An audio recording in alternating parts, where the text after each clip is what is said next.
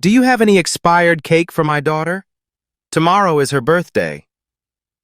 The owner looked the black mother up and down, faded scrubs, second-hand shoes, little girl clutching her hand, and sneered. We don't sell garbage to garbage, her son stepped forward. You people always want something for nothing. Take your welfare kids somewhere else. We don't serve your kind. The little girl trembled. Mommy, what did I do wrong? A white woman in pearls whispered, Can you believe she brought that child in here? The son grabbed the pink cake the girl had been staring at and slammed it into the trash. Get out before you stink up the place. The black mother lifted her sobbing daughter and walked out, head high, silent. No one defended her. But at the back of the line, a quiet old man had crushed his coffee cup in his fist. No one knew who he was. In 48 hours, everyone here would be begging her for forgiveness. Evelyn Ford had counted the money 3 times that morning. Once at the kitchen table while Destiny slept, the bills spread out under the bare bulb that flickered every time someone upstairs flushed the toilet. Once on the bus, shielding the crumpled bills from curious eyes, pretending to check her phone while her fingers did the math again. Once more standing outside the bakery, her fingers numb despite the Georgia warmth, hoping she'd somehow miscounted. $11.37. She'd found 2 quarters wedged between the couch cushions while searching for Destiny's missing sock, and it felt like a sign, like maybe, just maybe, today would be different. The universe throwing her a bone. A tiny miracle wrapped in copper and silver. The bell above Main Street Bakery's door chimed as she stepped inside, Destiny's small hand wrapped tightly in hers. The bakery smelled like heaven. Warm bread fresh from the oven, cinnamon swirling through the air, something chocolate cooling on a rack near the back. Crystal chandeliers hung from the ceiling, casting soft light over marble countertops and gleaming display cases. Everything here whispered of tradition, of money, of belonging to a world Evelyn had only ever glimpsed from the outside. Destiny's eyes went wide as dinner plates, reflecting the rows of cakes and pastries gleaming behind spotless glass. Her grip on Evelyn's hand tightened with excitement. Mommy, look! Destiny tugged at her sleeve, practically bouncing with excitement, pointing at a pink cake decorated with a sugar princess in a ball gown. That one's so pretty! It has a princess on it. And look at the sparkles! Evelyn's stomach tightened into a familiar knot. She knew that cake. She'd seen it in the window every time she walked past on her way to the bus stop at 5:47 a.m., heading to her first shift at Sunrise Senior Care. She'd memorized every detail during those cold morning walks. The delicate lacework of frosting, the tiny sugar roses, the way the princess seemed to dance in her gown. $42, more than 3 times what she had in her purse. It's beautiful, baby. She smoothed Destiny's braids, still slightly damp from the rushed bath this morning. She'd had to choose between a longer bath and breakfast won. Let Mommy look around first, okay? The line stretched almost to the door. Saturday afternoon, everyone buying treats for the weekend.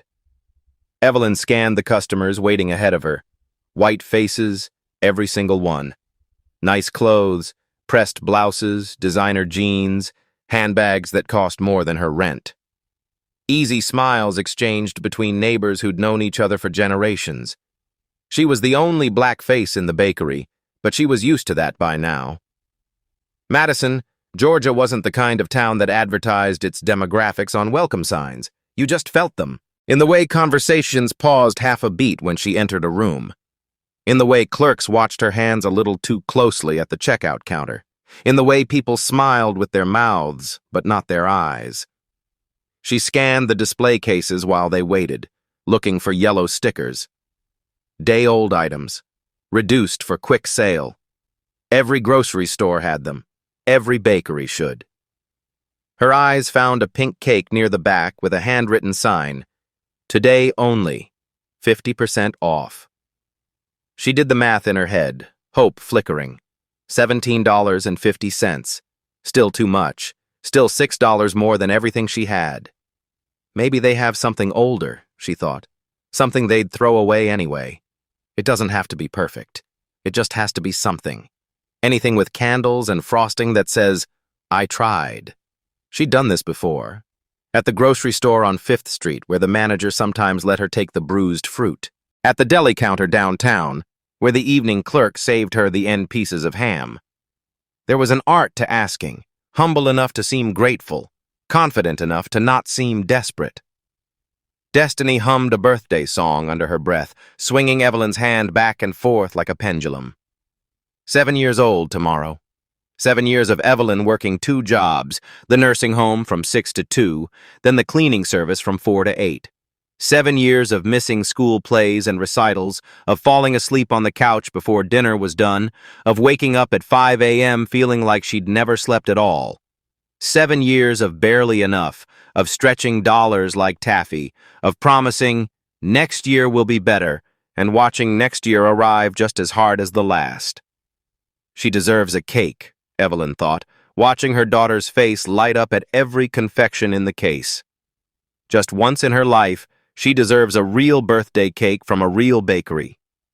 Not a box mix with grocery store frosting. Not cupcakes made from scratch at midnight because I couldn't afford anything else. A real cake. The line shuffled forward. Evelyn noticed the photos covering the wall behind the counter. Black and white images, sepia-toned memories framed in mahogany. Thornton Family Bakery, Est, 1983. 3 generations of the same family, all white, all smiling, standing in front of this very counter with flour-dusted aprons and proud expressions. The town institution, the place where Madison had celebrated every wedding, every graduation, every milestone for 40 years. Everybody knew the Thorntons. Everyone except her. The bell chimed again behind them. Evelyn didn't turn. She was too busy rehearsing her question, trying to find exactly the right words. "Excuse me, do you have any day-old items? Anything you're about to throw away? I can pay a little something." A man entered. White, maybe 60, gray hair that needed a trim, worn flannel shirt tucked into old khaki pants. Work boots, scuffed and dusty from honest labor. He carried a paper coffee cup from the diner next door, steam curling up through the sip hole. He didn't speak to anyone, didn't greet the other customers the way locals tended to. Just took his place at the end of the line, eyes drifting up to the menu board on the wall. Evelyn didn't notice him at all. Neither did anyone else. He was just an old man in work clothes, invisible in a room full of people who'd never had to count their quarters. An elderly woman near the front of the line smiled down at Destiny with genuine warmth. "Is it your birthday, sweetheart?" Destiny beamed like the sun had taken up residence in her smile. "Tomorrow. I'm gonna be 7. 7! My goodness, that's wonderful. Are you having a party?" Mommy promised. Destiny looked up at Evelyn with absolute, unshakable trust, the kind that made Evelyn's chest ache with love and fear in equal measure. "She said it's gonna be special." Evelyn's throat tightened around words she couldn't say. She had no decorations waiting at home, no presents wrapped in pretty paper, no guests invited because she couldn't afford to feed them. But she'd made a promise, and she intended to keep it, somehow, some way. The line moved forward. One customer left with a white box tied in string, then another. Evelyn reached the counter. Her heart pounded against her ribs. Behind the register stood Peggy Thornton, owner, matriarch, the woman whose face hung on the wall in all those sepia photographs. Mid-60s, silver hair pinned back in an elegant twist, reading glasses on a beaded chain around her neck. She looked up from the register, customer service smile already in place. That smile flickered when she saw Evelyn. Just slightly. A tightening around the eyes, a barely perceptible pause, like a record skipping half a beat. But Evelyn felt it the way you feel a change in air pressure before a storm. She always did. Evelyn took a steadying breath. "Excuse me, do you have any expired cakes? Anything you're about to throw away?" She kept her voice low and respectful, It's for my daughter's birthday. Peggy's eyebrows rose toward her hairline. She glanced down at Destiny, then back at Evelyn. Expired cakes? Yes, ma'am. I can pay something. Whatever you think is fair. Peggy's lips pressed into a thin line. We throw those out. Health regulations. I understand. But if you're throwing them away anyway, maybe I could... I said no. Peggy's voice hardened, carrying across the bakery. The woman behind Evelyn stopped texting. We don't do that here. A door swung open behind Peggy. A man emerged, mid-30s, same sharp jaw as his mother. Mitchell Thornton, son, heir apparent. He wore a flour-dusted apron and an expression that made clear he'd heard every word. Problem, Mom? Just explaining our policies. Mitchell's eyes swept over Evelyn with deliberate slowness, her scrubs, her daughter, back to her face. This isn't Walmart. His voice was loud, deliberately performative. Customers turned to stare. If you can't afford to shop here, there's a dollar store 2 blocks down. Might be more your speed. The words landed like stones dropped into still water. Evelyn's cheeks burned, but she kept her voice steady. I wasn't asking for charity. I was offering to pay... For garbage? Mitchell snorted. Lady, we have standards. This is a family establishment. He turned to his mother, speaking loudly. We don't want certain kinds of people thinking they can just walk in here asking for handouts. Certain kinds of people. The phrase hung in the air like poison gas. Several customers found their phones fascinating. One woman pulled her child closer. A man studied his watch with intense concentration. Destiny tugged Evelyn's hand. Mommy, can I have the pink one? She pointed at the 50% off cake, hope still alive in her voice. It's so pretty. Please? Not today, baby. Evelyn's voice cracked despite her best efforts. Mitchell followed Destiny's gaze. Something shifted in his expression. Not sympathy, but something darker. A decision being made. You know what? He stepped toward the display case, keys jangling. Let me make something perfectly clear. He opened the glass door, reached in, and pulled out the pink cake, the one Destiny had been staring at, the one marked for sale. This cake? He held it up, turning it so everyone could see. This is going in the trash. Right now. So there's no confusion. He walked to the garbage can, lifted the lid with theatrical slowness, and threw the cake inside. The wet thud of frosting hitting plastic. Pink roses smeared against black garbage bags, sugar flowers crushed under coffee grounds. Destiny's face crumbled. Her lip trembled. Then the tears came, silent at first, then building into hiccuping sobs. Mommy? Her voice broke, high and confused. Why did he throw my cake away?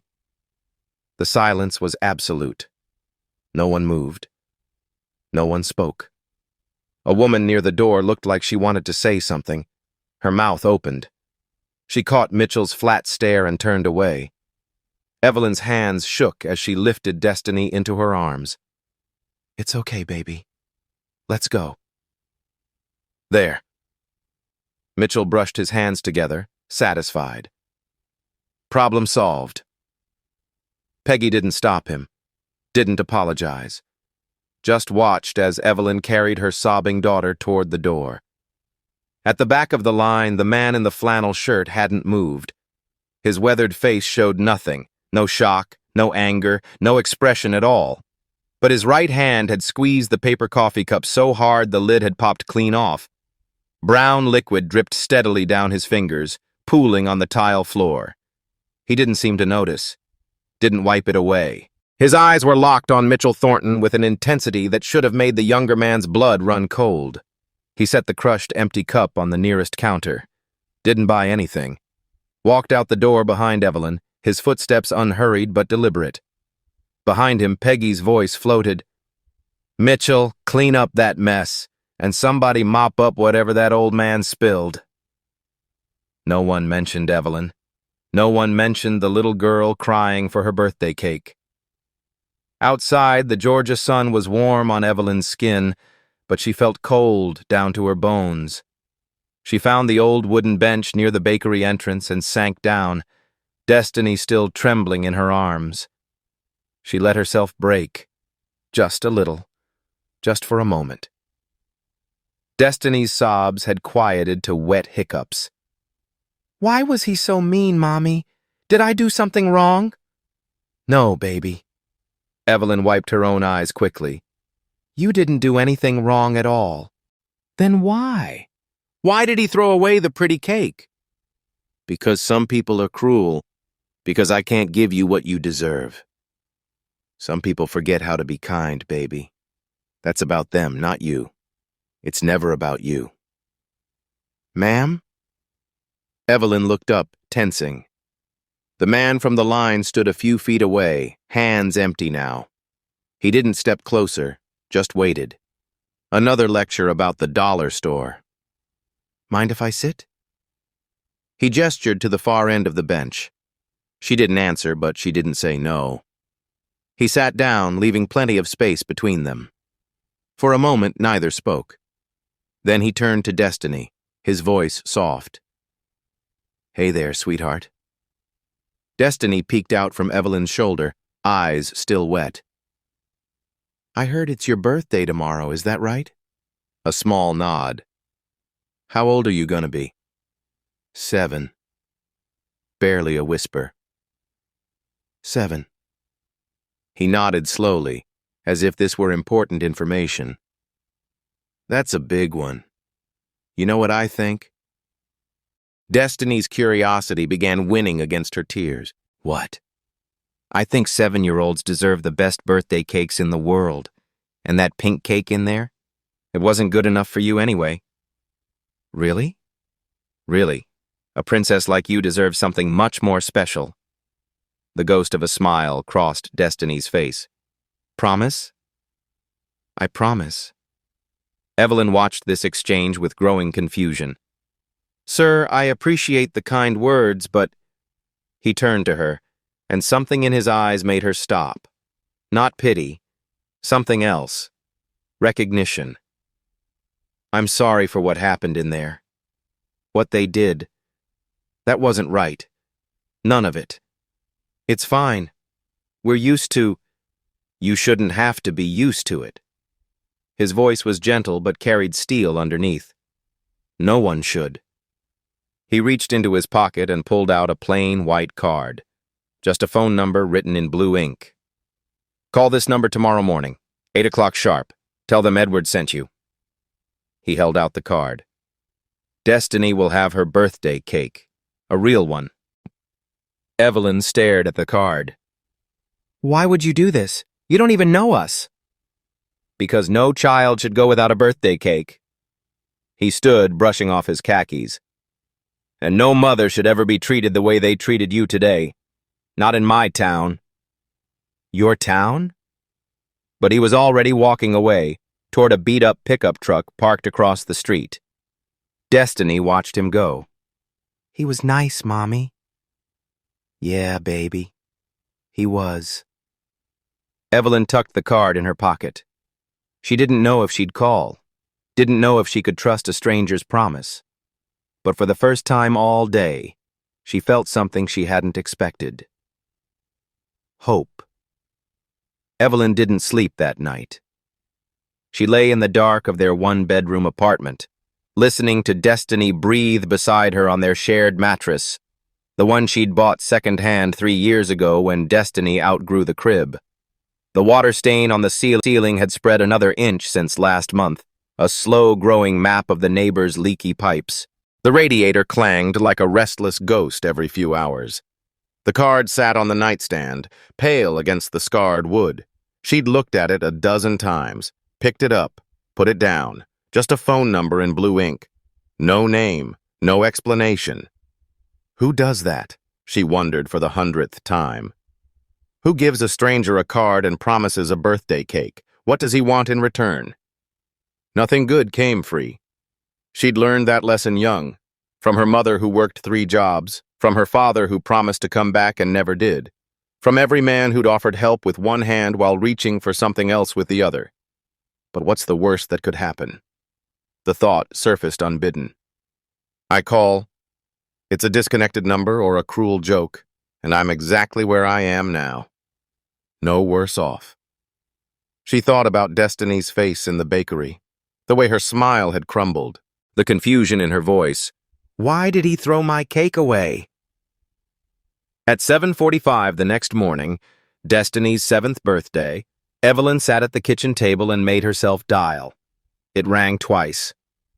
Lancaster Family Office, good morning. How may I help you? Lancaster?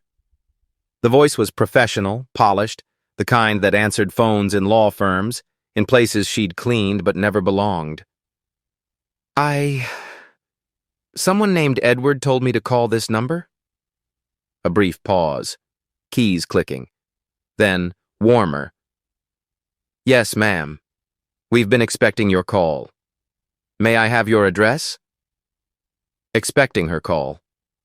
Whatever Evelyn had imagined, a disconnected number, a scam, a cruel joke, it wasn't this. She gave her address, voice uncertain. The woman thanked her and hung up. Lancaster. The name tugged at her memory. She'd seen it on brass plaques around town. The library she visited with Destiny every Saturday, the community center, the courthouse. Old money, old family. The kind of name that opened doors. 2 hours later, a black SUV with tinted windows pulled up outside her building. Evelyn watched from the window, heart hammering, as a driver in a crisp suit stepped out. He was too polished for this neighborhood. Mr. Patterson from 3B came out onto his fire escape in his bathrobe, staring. Mrs. Rodriguez stood on the sidewalk with her toddler, openly gawking. The driver began unloading boxes, pink boxes, gold boxes, more boxes than she could count. Then balloons, dozens of them, pink and gold, bobbing in the morning breeze. Mommy? Destiny appeared beside her, still in pajamas, rubbing sleep from her eyes. What's all that? Is there a party? A knock at the door. Evelyn's hands shook as she reached for the knob. The driver held a massive pink box, easily 2 feet across. Behind him, more boxes, a cascade of balloons, wrapped presents with silver bows. Mrs. Ford, special delivery for Miss Destiny. Happy birthday, young lady. The cake was 3 tiers tall, pink and gold, decorated with real flowers, actual roses preserved in edible glaze, their petals soft and perfect. Destiny in elegant gold script, each letter perfectly formed. A crystal princess at the peak, crown catching the light and scattering rainbows across the ceiling. It was the most beautiful thing Evelyn had ever seen. More beautiful than the cake in the bakery window. More beautiful than anything she'd ever imagined giving her daughter. Destiny screamed, a sound of pure, unfiltered joy that probably woke half the building. Is that mine? Mommy, is that for me? It's a real princess cake! There were more treasures. A princess dress in Destiny's exact size, pink tulle with a satin ribbon, the kind of dress little girls dream about. Books, new hardcovers, not thrift store paperbacks, smelling like fresh ink and possibility. Art supplies, real paints, real brushes, a child-sized easel, and tucked in the corner of the last box, a pink and white bicycle with training wheels and streamers. Destiny had been asking for a bicycle for 2 years, and an envelope. Evelyn, in careful handwriting. She opened it with trembling fingers while Destiny spun in circles wearing her new dress. Dear Evelyn, every child deserves to feel special on their birthday. Your daughter is lucky to have a mother who loves her the way you do. My late wife, Margaret, was a lot like you. She spent her life caring for others, as a nurse, as a volunteer, as the heart of our family. She taught me that dignity isn't given by others. It's something you carry within, something no one can take away. But she also taught me, when we have the power to protect someone's dignity, we must use it. We must act. Watching in silence makes us complicit. I hope Destiny has the birthday she deserves. Warmly, Edward Evelyn read it 3 times. Then she sat on the mattress, their mattress, in their cramped apartment, surrounded now by more abundance than she'd seen in years, and cried. Not sad tears, not frustrated tears, just release. Like something clenched tight inside her for years had finally let go. Edward Lancaster's farmhouse sat on 40 acres outside Madison, on land his grandfather had purchased in 1932 when it was nothing but red clay and cotton fields. The house itself was modest, white clapboard that needed paint, green shutters his wife had picked out 30 years ago, a wraparound porch with rocking chairs where they'd sat together every evening until she couldn't anymore. Nothing fancy. Nothing that would suggest the man inside owned half the commercial property in 3 counties. He parked the old pickup in the gravel drive and sat for a moment, hands still on the wheel, watching the sun sink toward the tree line. Margaret would have done something, he thought. She never would have just stood there watching. She would have spoken up right there in that bakery. She would have protected that woman and her daughter the way no one ever protected her. He went inside. The screen door creaked the way it had for 20 years. He kept meaning to oil it, kept forgetting, kept not wanting to change anything she'd touched. The kitchen still looked exactly the way she'd left it. Yellow curtains she'd sewn by hand one summer, dishes she'd fallen in love with at an antique shop in Savannah, photographs covering the refrigerator door like a collage of their life together, their daughter's first steps, their 30th anniversary. Margaret accepting an award for her literacy program, surrounded by children who'd learned to read because of her. He couldn't change any of it. Some people said he should move on. Those people had never lost someone who'd made them who they were. In his study, one wall was covered with photographs in mismatched frames. Margaret at their wedding in 1975, her in a white dress her mother had made from second-hand lace, him in a rented suit too big. Both of them certain they'd love each other forever. Margaret with their daughter at every age. Margaret in a hospital bed, 2 weeks before the end, still smiling, still holding his hand, still telling him not to worry. He picked up the phone. Daniel, it's Edward. Pull the lease file for Main Street Bakery, the Thornton property, and check if there have been any complaints filed against them in the past 2 years. An hour later, Daniel called back. 3 formal complaints in 18 months, all from black customers. Rude treatment, refused service, racial remarks, all marked, resolved, no action. No action. As if the complaints had never happened, as if those people's experiences didn't count. Edward wrote down every name, every date. That evening, he sat by the window with Margaret's photograph cradled in his hands. 35 years, he said quietly. 35 years I watched people treat you like you were less than you were. In stores where clerks followed you, in restaurants where we waited twice as long, at the doctor's office, in our own church, Margaret, where women whispered behind your back because you'd married a white man. He touched her face in the photograph. I couldn't stop it all.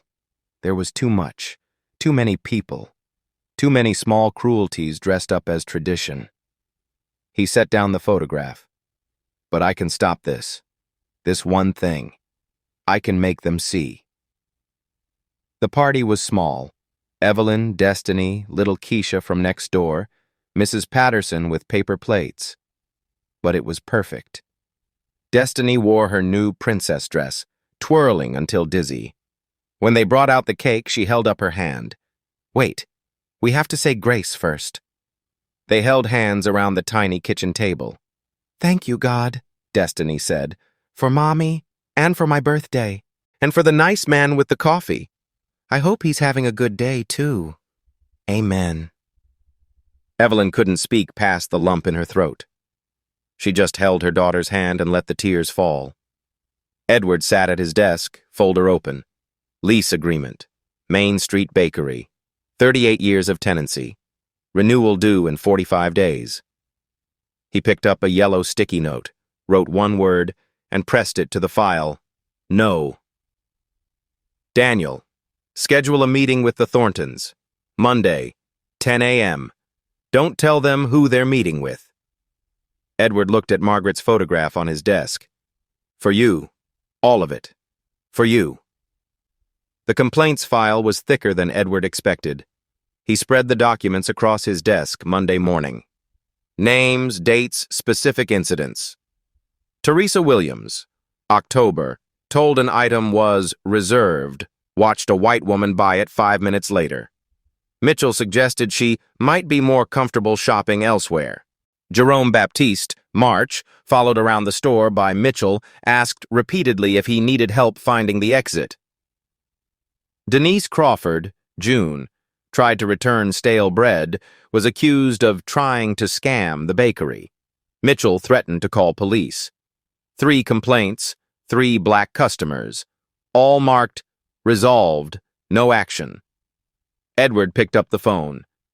Mrs. Williams, my name is Edward Lancaster. I own the building where Main Street Bakery operates.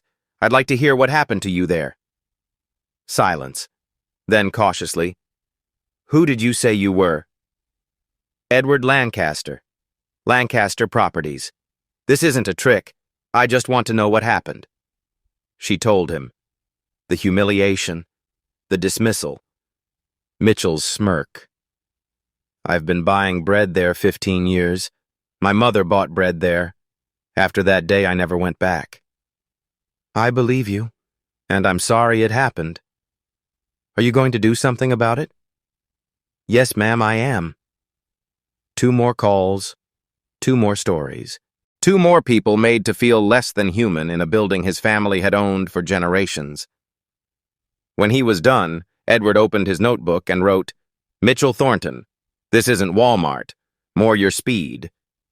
Might be more comfortable elsewhere. Peggy Thornton. Certain kinds of people. Wrong part of town. Actions. Destroyed merchandise to prevent sale to black customer. In front of child. Pattern. At least 4 documented incidents in 18 months. He closed the notebook, looked at Margaret's photo. All those years. All those times she'd come home quiet, and when he asked what was wrong, she'd shake her head. It's fine, Edward. I'm used to it. She shouldn't have had to be used to it. He checked his watch. Meeting in 90 minutes.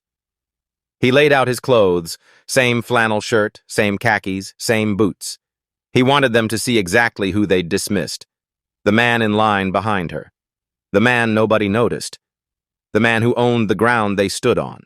Peggy Thornton arrived at Lancaster Property Management at 9:55 a.m., 5 minutes early, dressed in her Sunday best. Navy blazer, floral blouse, her good pearls.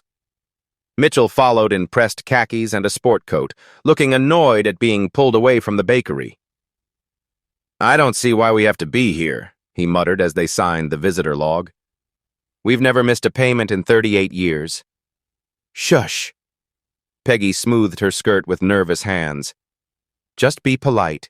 We need this renewal. The terms haven't changed since your grandmother signed the original. The receptionist led them down a carpeted hallway to a corner office, plain, unassuming, no nameplate on the door. Mr. Lancaster will be with you shortly. They sat in leather chairs facing an empty desk and waited. 1 minute, 5, 10. Mitchell shifted impatiently. This is ridiculous. What kind of business person keeps people waiting like this? Who do these people think? The door opened behind them. A man stepped in. Gray hair that needed trimming, flannel shirt tucked into old khaki pants, work boots, scuffed and dusty. He looked like a maintenance man, not a property owner. Peggy frowned, her professional smile faltering. Excuse me, we're waiting for Mr. Lancaster, the property owner. Can you tell him? I am Edward Lancaster. The words hung in the air like a held breath. Mitchell's face went through confusion, recognition, and dawning horror in 3 heartbeats. The man from the bakery, the quiet one in line, the one with the coffee cup who'd walked out without buying anything. Peggy still hadn't made the connection. "I'm sorry. There must be some mistake. We were told we'd be meeting with the property owner." "You are meeting with the property owner." Edward closed the door with a soft click, crossed to the desk, sat down slowly, deliberately. "I am Edward Lancaster. My family has owned this building since 1956.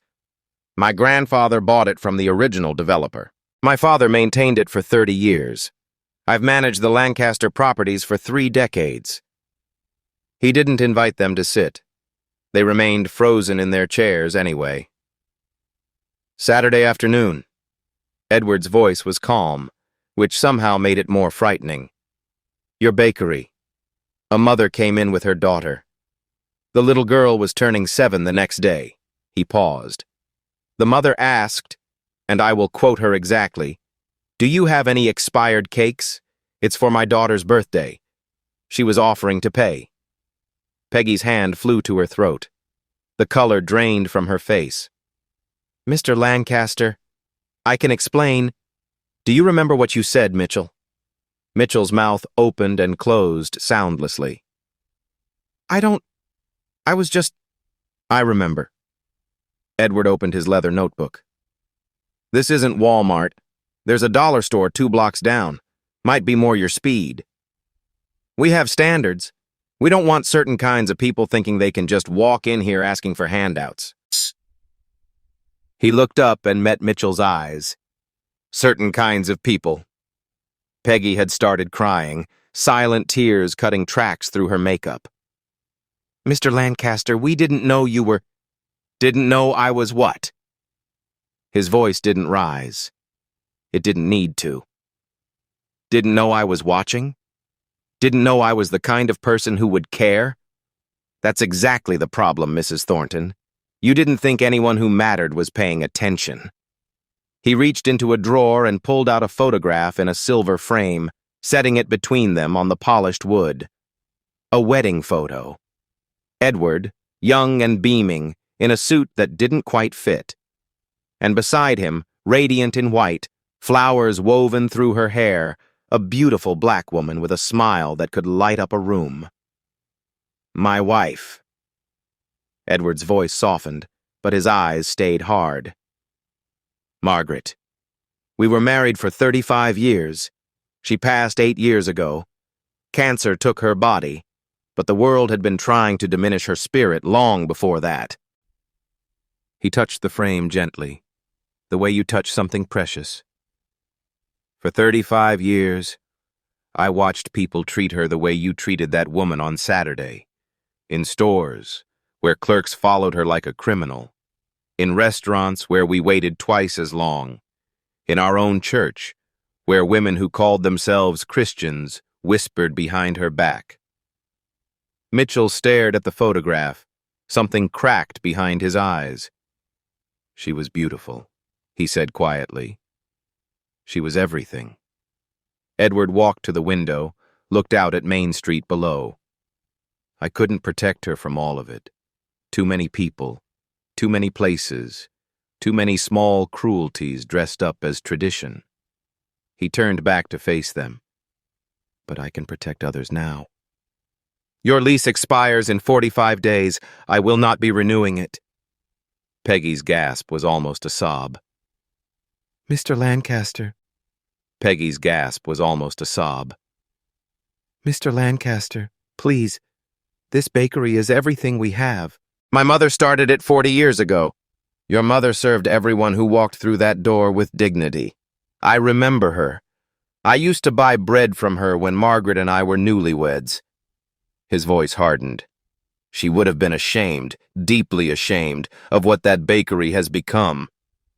Mitchell looked like he'd been punched in the stomach. 45 days. What you do with them is up to you." Peggy was sobbing openly now. "Is there anything we can do? Anything at all?" Edward was silent for a long moment.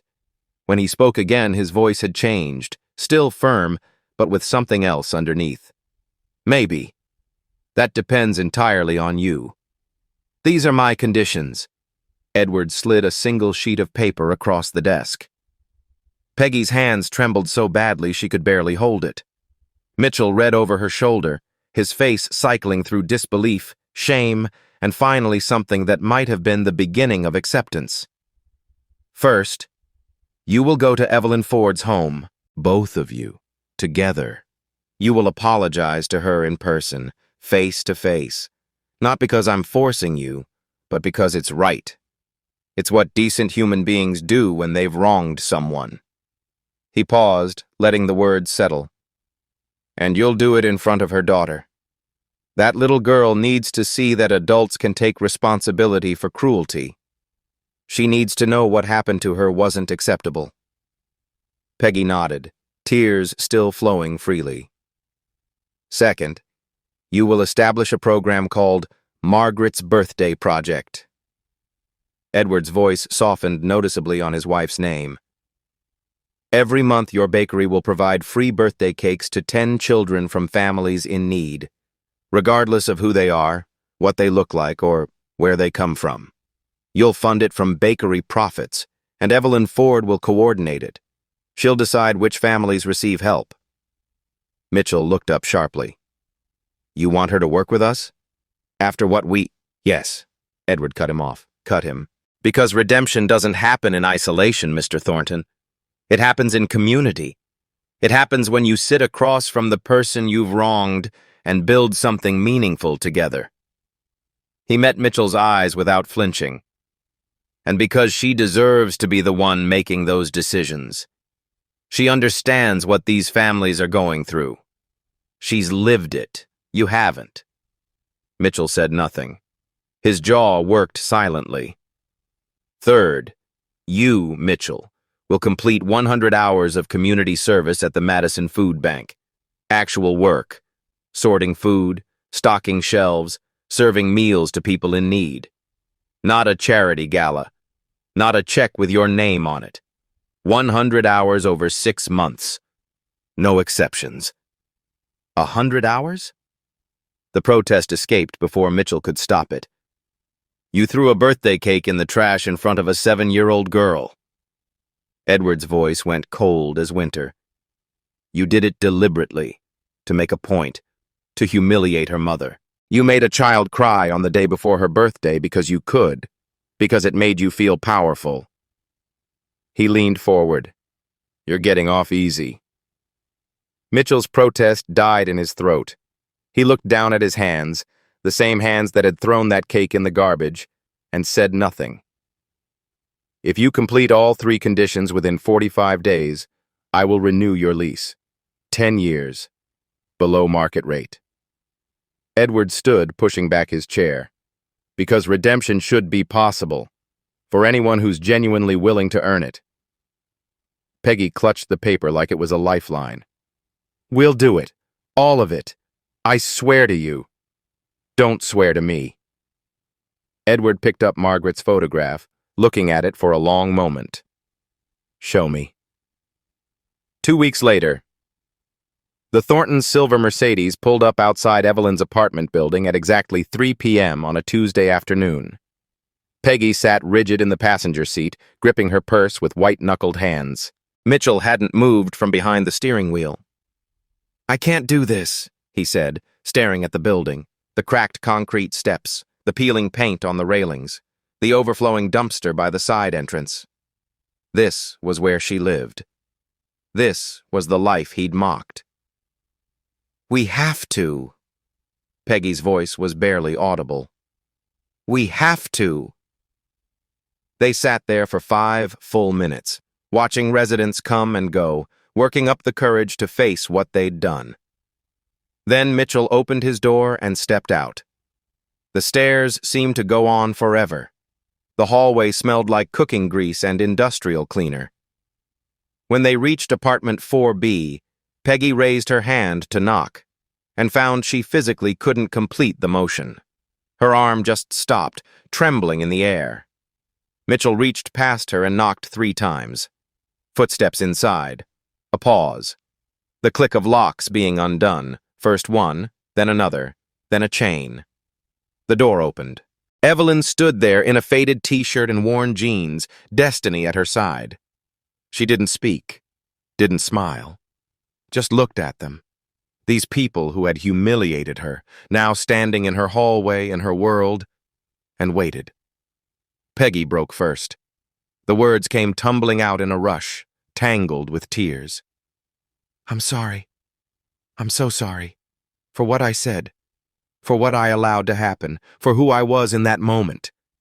There's no excuse. There's no justification. I was wrong. I was cruel. I was hateful. And you didn't deserve any of it, not one bit of it." Evelyn's expression didn't change.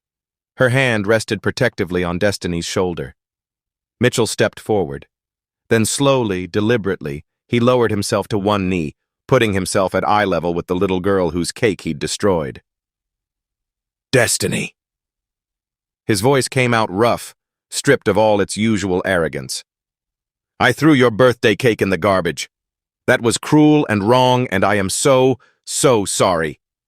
You didn't deserve that. Nobody deserves that." He swallowed hard. "I was a bully. And bullies are the worst kind of coward. They hurt people who can't fight back because it makes them feel big. But it's not strength. It's weakness." Destiny studied him with the unblinking gaze that only children possess. The silence stretched. Mitchell's knee ached against the hard floor, but he didn't move. Then Destiny said softly, "It's okay. Mr. Edwards said you would come." Something shattered behind Mitchell's eyes. His head dropped.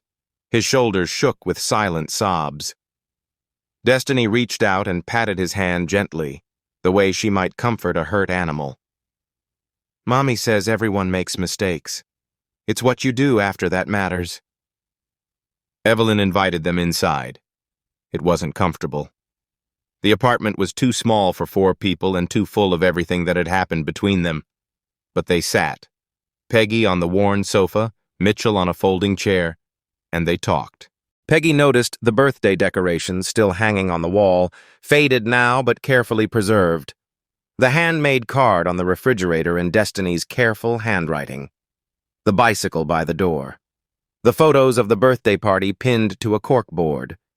She saw, perhaps for the first time, the life she'd dismissed, the dignity she'd tried to deny.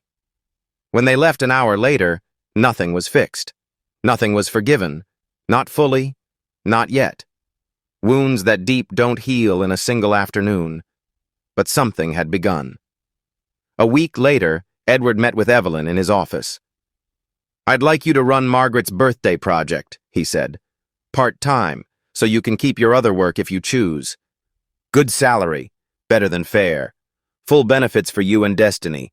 You'll coordinate with the bakery, identify families in need, make sure every child who deserves a birthday cake gets one." Evelyn stared at him across the desk, the same desk where he'd confronted the Thorntons. "Why me?" "Because you were kind to your daughter even when the world was cruel to you." He smiled slightly, the first genuine smile she'd seen from him. "That's exactly the kind of person who should be leading this." She looked down at her hands, the same hands that had counted $11.37, the same hands that had smoothed Destiny's hair while she sobbed. "Okay," she said finally. "I'll do it." 1 year later. The banner stretched across the community center stage, hand-painted in pink and gold by the volunteer committee. Margaret's birthday project, first anniversary. Evelyn stood at the podium, looking out at a room full of faces. Some she'd come to know well over the past year, others she was seeing for the first time. In the front row, Destiny sat wearing her junior volunteer badge, earned by helping pick colors and themes for 5 cakes that month. She took the responsibility very seriously. "A year ago," Evelyn began, her voice steady despite the flutter in her chest, "I walked into a bakery and asked for an expired cake for my daughter's birthday. I had $11.37 in my pocket. Every penny I had in the world." She paused, letting the memory settle. I walked out empty-handed and humiliated. I didn't know how I was going to make rent that month. I didn't know how I was going to explain to my daughter why she couldn't have a birthday cake like other kids. She looked out at the audience. The room was silent, waiting. Today, I stand here as the coordinator of Margaret's birthday project. In the past 12 months, 120 children have received birthday cakes through this program. 120 families have been told, "Your child matters. Your celebration matters. You matter." She looked at Edward, seated near the back, his weathered face half hidden in shadow. A stranger in line saw something wrong and did something about it. He changed my life, completely. And now I get to help change others' lives, too. The applause was long and warm. Destiny jumped up and down in her seat, clapping harder than anyone, beaming with pride for her mother. After the event, as people gathered around the refreshment table, a woman approached Evelyn. Mid-30s, professional clothes, nervous hands fidgeting with her purse strap. "You don't know me," she said, "but I was there that day. In the bakery. I was in line behind you." Evelyn studied her face. Then recognition dawned slowly. The woman who'd almost spoken. The one who'd opened her mouth and then closed it. The one who'd turned away. "I should have said something." The woman's voice cracked. "I've thought about it every day since. Every single day. The look on your daughter's face when he threw that cake away." She stopped, composing herself with visible effort. "I was a coward. I was afraid of making a scene, afraid of what they'd think of me. And I let you walk out of there alone." Evelyn was quiet for a moment. Then she took the woman's hand gently. "You're here now. That matters." Sarah, that was her name, signed up to volunteer that same evening. She worked every Saturday after that, arriving early, staying late, handing cakes to mothers who reminded her of the ones she'd failed to help.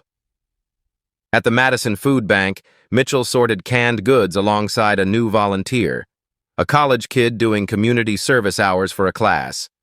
Mitchell's designer watch was long gone, traded months ago for work gloves and something that felt uncomfortably like humility. "How'd you end up volunteering here?" the kid asked, stacking soup cans. "You don't seem like the usual type." Mitchell paused, a can of green beans in each hand. How to answer that? The truth was complicated. The truth was ugly. "I did something wrong," he said finally. "Really wrong. To a mother and her little girl." He set the cans on the shelf, taking his time, choosing his words carefully. "And instead of destroying me, someone gave me a chance to be better. So that's what I'm trying to do. Every day." The kid nodded, impressed despite himself. "Takes guts, admitting something like that. It took more guts for her to forgive me." Edward's farmhouse. A Saturday afternoon in October, the leaves turning gold and red. Destiny burst through the screen door without knocking. She'd stopped knocking months ago. "Mr. Edward!" She was waving a piece of paper, slightly crumpled from being gripped too tightly with excitement. Edward set down his book, already smiling. "Look what I made!" It was a crayon drawing. 2 stick figures, one tall with gray hair and a flannel shirt, one small in a pink dress with big pigtails. Between them, an enormous pink cake with lopsided candles and wobbly hearts floating around it. Above it, in her careful second-grade letters, "Mr. Edward and the Magic Cake." Edward's eyes welled up. He knelt down to her level, holding the drawing like it was made of gold and diamonds. "This is the most beautiful thing anyone has ever given me." "It's for you to keep forever," Destiny said, beaming. "Because you gave me a cake. That's how it works, right? Someone does something nice, and then you do something nice back." "That's exactly how it works, sweetheart. That's exactly how it works." Her new house was small but bright, a rental on Maple Street with a real yard where Destiny could play, and neighbors who waved when she drove past. Nothing fancy. But it was theirs, On the wall, Destiny's framed artwork from school displayed like it belonged in a museum. On the refrigerator, a photograph of Evelyn speaking at the anniversary event, looking confident and proud. On the kitchen counter, a business card. Evelyn Ford, Community Relations Coordinator, Lancaster Properties. She stood at the stove making dinner while Destiny did homework at the kitchen table behind her. Through the window, she could see the safe street, the friendly neighborhood, the kind of life she'd once thought was meant for other people. A year ago, she'd stood in a bakery counting coins, hoping for scraps, preparing herself for rejection. Now she decided who received help. She trained volunteers. She gave speeches. She'd been interviewed by the local news, invited to join the mayor's community advisory board. People recognized her at the grocery store, not with suspicion, but with respect. She caught her reflection in the kitchen window.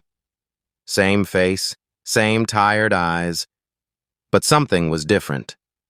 She finally looked like someone who mattered, because she always had been. She just hadn't been seen. At Main Street Bakery, Peggy trained a new hire, a young black woman in her early 20s, fresh out of culinary school, nervous on her first day. "You'll make mistakes," Peggy said, not unkindly. "Everyone does. What matters is how you treat people while you're learning." She gestured at the line of customers, the mix of faces waiting for their morning bread. Every single person who walks through that door deserves to be treated with dignity. Every single one. Especially the ones who look like they can't afford much. They're the ones who need kindness most. The young woman nodded. "I understand." "Good." Peggy managed a small smile. "Now let me teach you Margaret's special recipe. Pink cake. Princess theme. It's our most requested."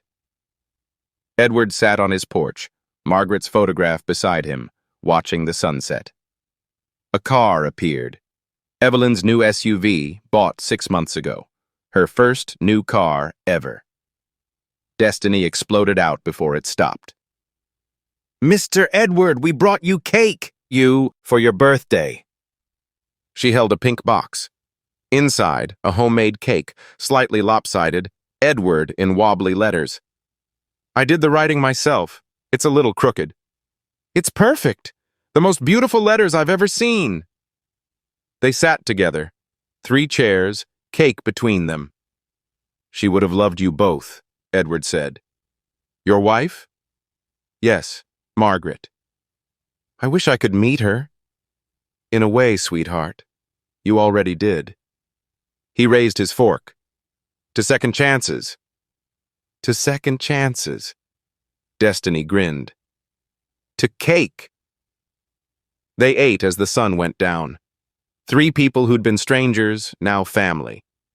This was legacy. Not buildings, not money. Just people taking care of each other, because someone showed them how. A year ago, Evelyn had $11 and a desperate question. "Any expired cake for my daughter?" Today she has a home, a career, a purpose. One quiet man in line changed everything. You never know who's watching. The mother asking for expired cake might be raising a future doctor. The old man behind you might own the building. But none of that should matter. Treat everyone with dignity, not because they might be powerful, but because they're human. And if you see something wrong, don't just watch. Do something. You might change someone's life forever. If this story stayed with you, share it with someone who needs to hear it.